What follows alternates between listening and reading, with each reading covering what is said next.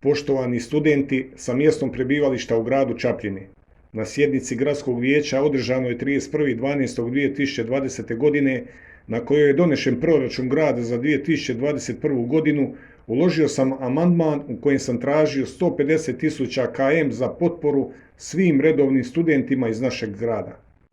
Sramotno je i ponižavajuće da mi gradski vijećnici koji odlučujemo o preraspodjeli proračunskih sredstava izdvojimo 35.000 km kao što je to bilo u proteklim godinama. Za ovu godinu predviđena sredstva koja su iskazana bila u prijedlogu proračuna za 2021. godinu iznose 55.000 km. To iznosi 0,33% ukupnog proračuna. Ponovit ću, 0,33% ukupnog proračuna grada Čapljine. Da li je potrebno više nešto reći?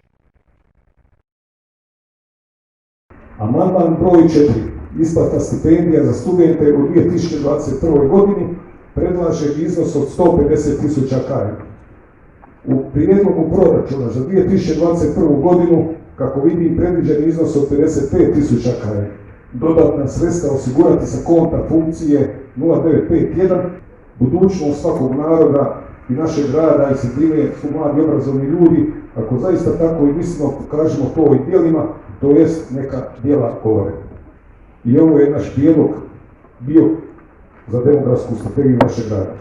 Usporedbe radi, susjedni grad Ljubuški za svoje redovne studente izdvojio je po 500 km jednokratne potpore, što možete i vidjeti u ovom dokumentu.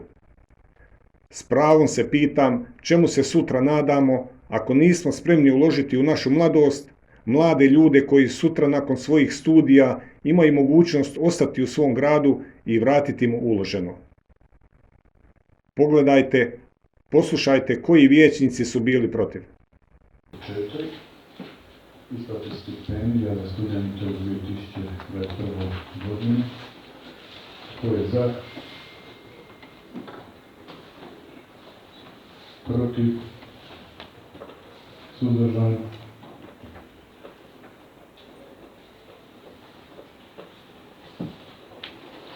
Konstatujem da amandman broj 4 nije usvojen sa 14 glasova